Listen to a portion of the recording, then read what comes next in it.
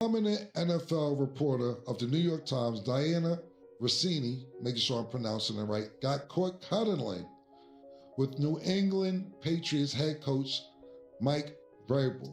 I always say his name wrong. Sorry, I'm from 139th Street. And my Ebonics is kicking in sometime. They both have stated that they were there with friends, and it's not what they basically said. Look, we was just chilling with other people. We're friends. It's not what it seems. Trish, what do you think about that? I mean, you look at the photos and you hear about where they were. Apparently it was like an adults only resort, and the photo was taken from a rooftop, and the rooftop was only accessible from your like cabana or something, and that you pay in order to, so it wasn't like a public space essentially, that it was a rooftop off of the hotel in Sedona, Arizona, which is like pretty fucking far from Phoenix. Like truthfully, I've driven to Sedona. I think it's like 2 hours from Phoenix, and they were both, I guess, in town for the NFL league meetings, and they linked up, apparently, allegedly, with other friends. I don't see any other friends, but what I do see is them interlocking fingers, just an interesting move. I see them laying in a little pool floaty together, side by side, and I see them just hugging up. To me, I don't know about friends. I don't think necessarily I would say that there's 100% certainty that they're fucking, but it's leaning in that direction. And I do want to get Mace's and your perspective, Cam. Like, would it have mattered if it was at night, like differently, or does it look worse that it's in the day? I want to answer the first question. Let me put my glasses on. I'm sorry. You don't need your glasses on for this. If your girl is in a floaty with a nigga and then she got her fingers locked, I mean, do you need to see condoms at this point to know that something is not right? And I think what makes more sense if you know where their spouses were, right? Their spouses wasn't there, so they had no reason to be in that kind of secluded place. You don't go for business meetings in a remote place with just you and the opposite sex. Come on, like, are we really having this conversation? This lets you know certain people you can't play with, and everybody doesn't settle the score when you want to settle it. This is somebody that thought about this, she pissed off, or she did something wrong, and that person never forgot about it. They put a private investigator on her, got the picture they needed, and said, gotcha. And this is what this is right here. That's what I think. You can't play with everybody. Pause. Do you think that it's because they're both married? Yeah. Do you think this is a affair going on? I 100%. I mean, just from the eye test, right? We always talk about the eye test. Why are you going to Sedona, Arizona? Like, that's like, killer, that's like going to, your wife was not yours, but just say a nigga live in the Bronx. His wife is in Hempstead. I know what you mean. What are you doing in Hempstead? Your job is in the Bronx. What are you doing in Hempstead? Oh, we was having a night retreat, a day retreat. When you left here, you had a dress on, you had glasses on, you had a dress shirt on, and I see you in a picture in a pool with a bikini on. Yeah. Well, listen, Nick, do me a favor before I did my take. Let's pull the picture up real quick. Be a rocket scientist. Yeah, come on, man. They said there's with a group of people. I don't see a foot, an arm from nobody else. You know how you might be like somebody walking by. This looks real secluded. Wait, pull the picture back up. You see the top left picture? That's like, where you been at? Yeah, and the top right picture is like, come here. Top right picture, like, come here. Come on, you know what we doing. Yeah. And then the floaty. Listen, man, put it like this, right? If you love someone and you're in a relationship, they're not going to be happy with that. Her husband and his wife cannot be happy with. How do you explain that picture if you're married? That's the real question.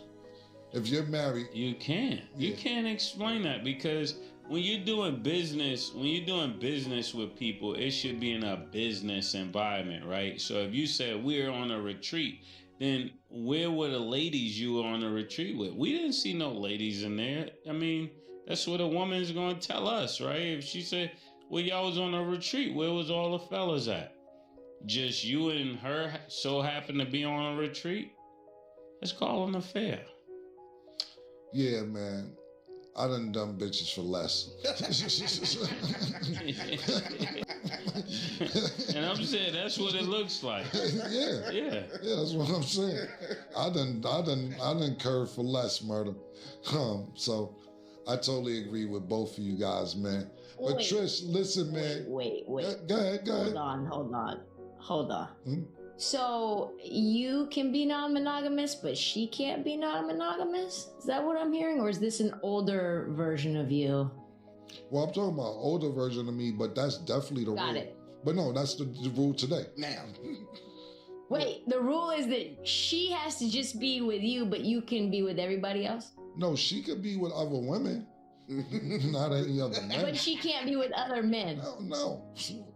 Now you call It's me, a one-way street? You calling me a secondhand cuckold? Now you wilding now. You being wild disrespectful. I'm telling you that right now. Secondhand. What you mean can my woman be with other men? No. What do you mean? You can be with other women? But see, that's the thing. See, that's the thing, Trish, right? So I have this convo before I get with a female. Like right now, I'm gonna give a shout out to her because I don't give her enough credit up here. Shout out to her. You know what I mean? We'll leave it at her. You're not gonna give her the name? He says shout out to her. Yeah. It could literally be 100 women that you send that to, But she knows. and be like, "This was you." She knows. She knows. She got rent paid and all that once in a while. But the point being is this: I have at this age, you gotta realize, right? Growing up, all jokes aside, growing up, I got tired of being scared. And when I say tired of being scared, when you're not being, and I'm not married, but I'm talking about when you got a girlfriend and you leave out a hotel with another female and they call you and they don't even know you're in a hotel. You just get scared, like, oh shit, they see me. Oh God. I got tired of that. And I said, if I ever get out of those predicaments, I'm gonna be totally honest with whoever I went moving forward. And so I'm very honest, and most of the time I deal with a female that likes females because I haven't found monogamy love yet. And maybe one day I will, maybe one day I won't, but I'm not gonna lie to anybody because I don't wanna be scared. It's just not a good feeling when you lie and then you get caught lying, and then it's just, cheating is not cool. It's not. And when I say cheating, you rather just be open about your situation from the jump. And so therefore, I'm honest. No, you can't be with anybody else that's a male. Serious, I'm dead serious. I'm just being honest. You like females, me too. Let's do it. So when she gets with other women, that has to be with you as well? Or she can do that solo? I wouldn't mind if she did it by herself, but don't be selfish.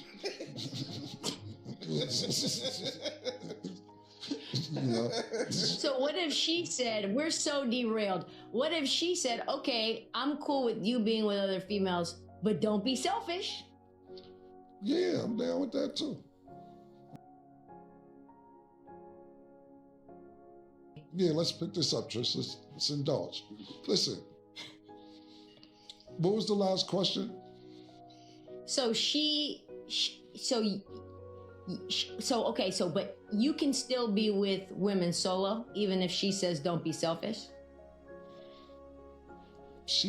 When I got with her, she told me that she doesn't believe that men are only for one woman.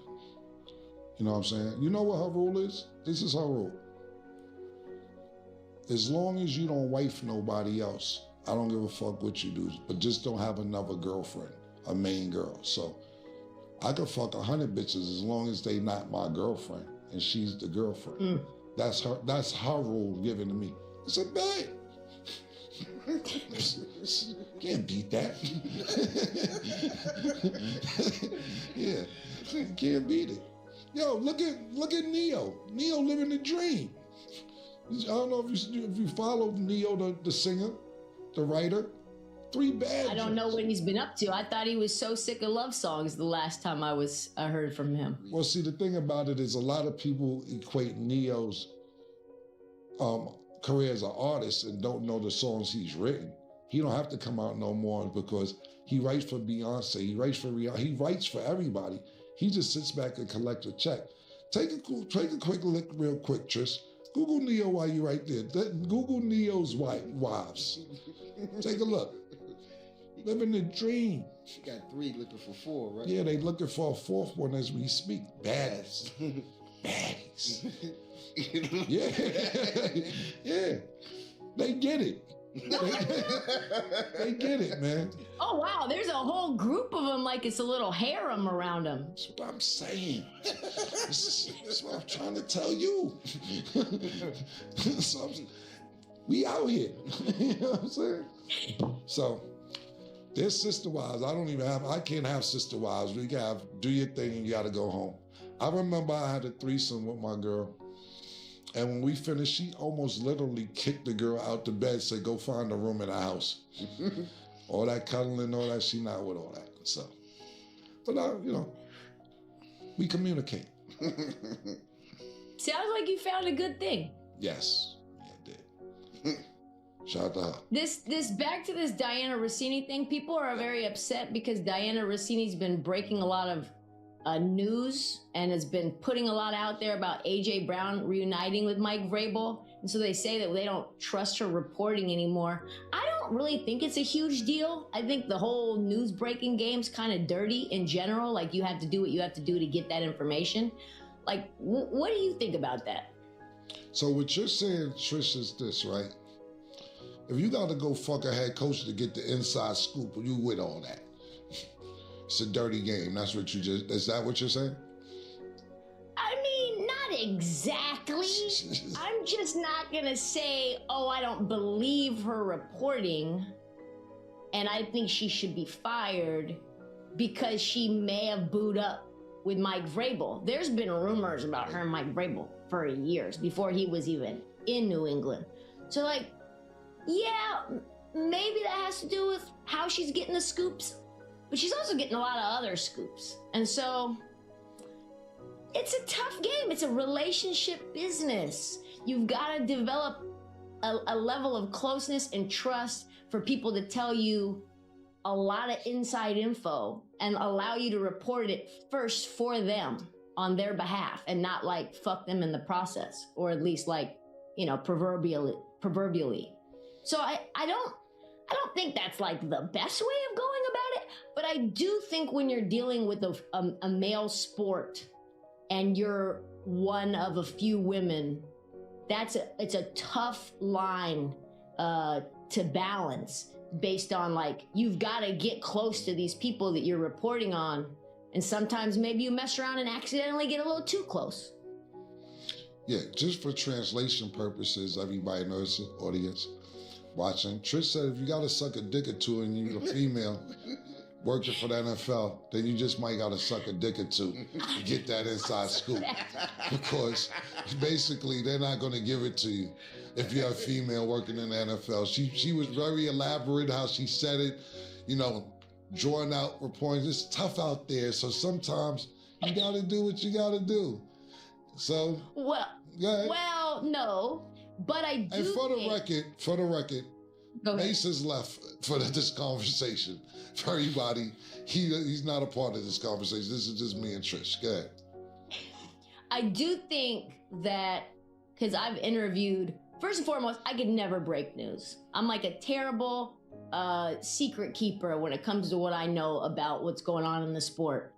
And like I said, it's kind of a little bit of a grimy business in general. But as somebody who's interviewed a lot of professional athletes, and the goal of that is to get, and you've done a bunch of interviews, but it's different because you're two guys talking about the sport or whatever, especially with boxing or with entertaining. But you want to get them to open up. If you don't already know them, it's kind of an intimate thing to be able to create an energetic connection with somebody right away. And it feels, at least it has for me at times, felt like that banter is a little flirty. So I can see how like that moment people get swept up and they're like, oh, maybe this is like something unique, this energy that we've exchanged and this chemistry that we have. Like, oh, we go out to drinks and I see him at the DirecTV party and all of a sudden you're hugged up with some player or coach that you just interviewed and you're like, fuck, I didn't even think it was gonna go down this way. Right. So you know what women do? And I'm not talking about you or any other. What do they do? And I'm not gonna blame Dianna Russini, I'm not blaming anybody. But women do this in the workplace all the time, right? It's called the flirtatious touch. Get out of here and just hit you. Get you doing, come here. Oh, you smell good, niggas, and you dealing with wolves.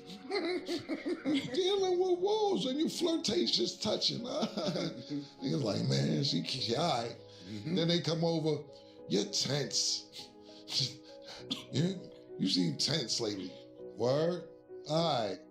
Keep it up. Keep it up. I'm not talking about football or anything. I'm just talking about in the workplace. That nigga be like, yo, they pull out, you want to go to human resources. You been touching me for 2 weeks and giving me some little, you're tense, you need to loosen up. And then when I get crazy, you want to report a nigga. I get what you're saying too, but women know how to use their flirtatious abilities. And then when it gets to their limit, they want the man to stop. Patrice O'Neal said all this, man. He said, women working with men is like honeyfish working with grizzly bears. Nigga said, you look so delicious, but I can't even eat you or touch you or do anything to you. But you're delicious. You look good. And then he also said, Patrice O'Neal, you know what they do too, Bezo? They come to work and show cleavage. Oh yeah, a lot of cleavage. Yeah, and then you can't say nothing about it. You show all this cleavage and you gotta just act like you don't see a bunch of meat. Shout out to Patrice O'Neal, he made a good point about that. Girl, I ain't gonna even blow up. Come around with a pants all in the ass the other day for a meeting. This is my homegirl too. I had a meeting about saying, you should have seen these Daisy Dukes she had on, man. Yo, it was crazy. Bezo, right or wrong? It was ridiculous. Yeah, but I didn't feed into it. I stayed professional. You asked Taylor too. Taylor was there, my homegirl Taylor. I was just like, no, I'm gonna stay professional and do what I have to do. I'm strong. Everybody's not gonna have the strength I have, man. But Trish, look, you'll be back tomorrow. You'll be back next week. We went over the time, but it was fun having this conversation. Let's have more of these, man. We'll be back tomorrow, everybody. See you tomorrow, Trish. We appreciate you being here. And as always, it is with... Let's break down what actually happened in that conversation, because there's clearly much more brewing underneath the surface than a simple reaction to a few controversial pictures. At first glance, the situation sounds fairly straightforward. Dianna Russini, the well-known NFL insider associated with the New York Times, was photographed with New England Patriots head coach Mike Vrabel at a resort in Sedona, Arizona. Both parties reportedly stuck with essentially the same explanation. They claimed they were surrounded by a larger group of friends. They insisted nothing romantic happened, and they argued that the photographs created a misleading impression of what was really going on. That is the narrative being presented. But what the host did throughout the segment was put that explanation under pressure by comparing it directly with the visual evidence. And that is where things become much more intriguing. Trisha's initial breakdown deserves attention because she took an approach many people completely skip when a controversy suddenly explodes. Instead of immediately reacting emotionally, she focused on the practical details. she carefully examined how the situation actually could have unfolded. Her biggest point was that the location itself makes the casual hangout explanation much harder to accept at face value. This was not described as an ordinary public pool area or a crowded shared resort space. It was reportedly a rooftop accessible through a private cabana, suggesting that someone intentionally paid for a more exclusive environment. That detail becomes important because it makes the idea of two coworkers randomly crossing paths among a crowd of strangers much less convincing. According to the discussion, this was a paid, secluded, adults-only setting, roughly 2 hours away from Phoenix and well removed from where the official NFL league meetings were taking place. The distance and privacy of that location, therefore, become major pieces of the overall argument. If the meeting was completely professional, the obvious question is why travel so far away from official league business to a resort specifically associated with privacy and seclusion? Then there is the photographic evidence itself, which may be the most important part of this entire controversy. The pictures reportedly show intertwined fingers, the two sharing a pool float, standing closely beside one another and embracing. Tricia was careful to emphasize that she was not claiming with certainty that anything physical occurred, but she acknowledged that the body language could reasonably be interpreted in that direction. In many ways, this becomes a lesson in how people interpret media evidence, because when an official explanation appears to conflict with what viewers believe they can clearly see, people naturally start questioning the explanation instead of simply accepting it. And that tension is basically powering the entire debate. Another important part of the host's analysis was that she considered the photographs as a collection rather than treating every picture as an isolated incident. A single image, whether it shows a hug or brief hand contact, could easily be explained away by itself. Coaches and reporters regularly shake hands, exchange quick hugs, and talk casually around league events. What changes the conversation is the way all of these details appear to connect. The fingers appear intertwined rather than simply involved in a handshake. The shared float suggests a longer period of relaxed interaction instead of a passing encounter. And the private location makes the simple "we just happened to run into each other" explanation much harder to rely on. Viewers and analysts often give more significance to a consistent pattern of small details than they do to one isolated image, and that is exactly the pattern being examined here. Cam and May take the conversation in another direction by relying heavily on what they describe as the eye test, using context and precedent to support their interpretation. May's suggestion that a private investigator could potentially have been involved is admittedly speculation, but it is still a theory worth examining as part of the broader discussion. The basic idea being raised is that someone does not simply stumble across such a specific collection of photographs from such a concealed location unless somebody may have been intentionally looking for them.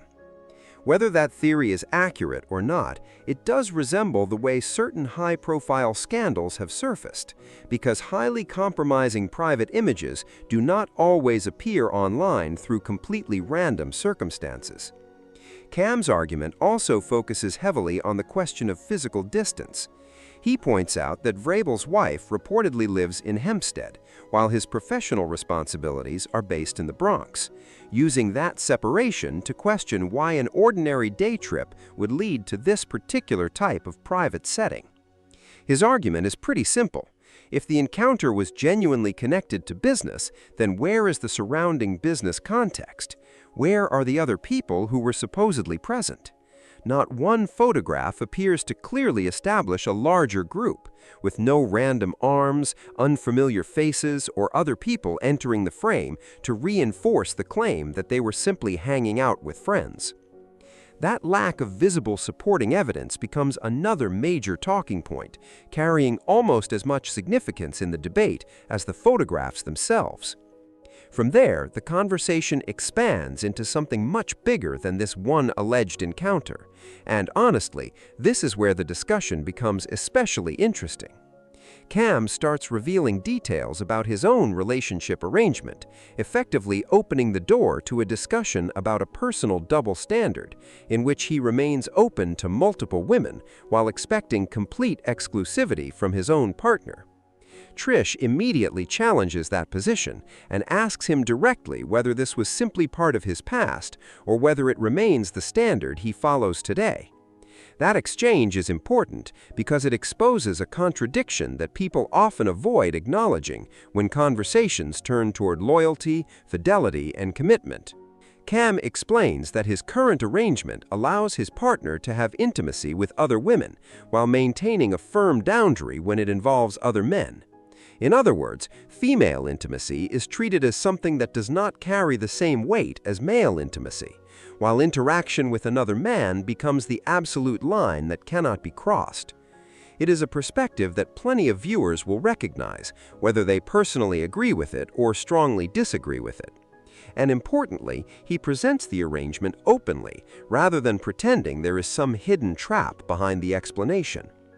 What becomes particularly revealing is the reasoning Cam gives for adopting that philosophy in the first place. He says he became tired of hiding things, exhausted by the anxiety that comes with constantly worrying about situations that can look suspicious even when nothing inappropriate actually happened. His solution was to embrace complete transparency around non-monogamy instead of relying on secrecy.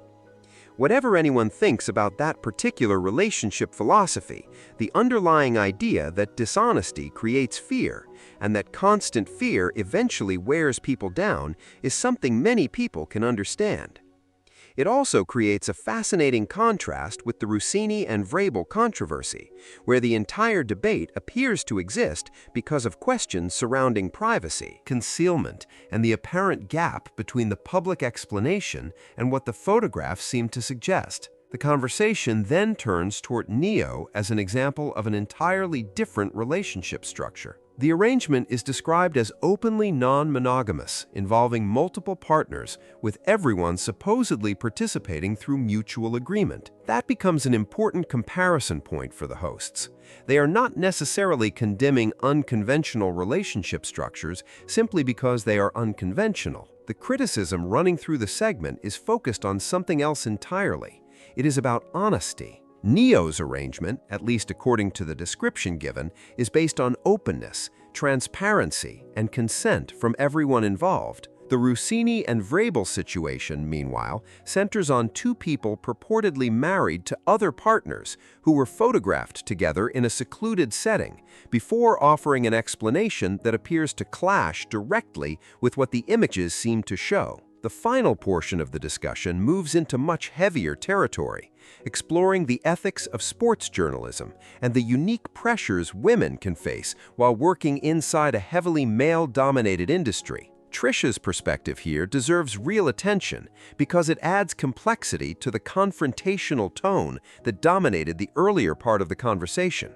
She explains that getting exclusive NFL information requires reporters to develop genuine trust and strong relationships with sources, coaches, players, and front office executives, meaning the profession itself is heavily dependent on personal connections. She isn't necessarily defending anything. She's adding context, building the kind of access required to consistently break major stories, particularly as one of the relatively small number of women operating at that level of NFL coverage, can require developing personal relationships that sometimes make professional boundaries less obvious. Drawing from her own experience conducting interviews, she explains how establishing authentic chemistry with a source can occasionally come across as flirtatious, even when neither person originally intended it that way, creating a gray area that reporters across sports media constantly have to navigate. That perspective helps explain why the Russini and Vrabel story potentially resonates beyond one reporter and one coach. The sports media environment, particularly within a league as powerful as the NFL, remains heavily male-dominated at the coaching and executive levels. Women pursuing the same breaking news access available to their male counterparts still have to build those exact same relationships with influential sources. but they often operate under very different social expectations and can face significantly harsher public judgment when those relationships become visible. Trisha is not necessarily arguing that this explains or excuses anything specific about the Russini and Vrabel photographs. Her point is that the very process of getting close enough to powerful sources to earn their confidence and secure exclusive information can repeatedly create situations where professional rapport gets tested against personal boundaries, while women in those situations may have their credibility scrutinized far more aggressively than men facing an identical circumstance. That naturally leads into a broader conversation about workplace dynamics, especially the strategic use of flirtation and the double standards surrounding it.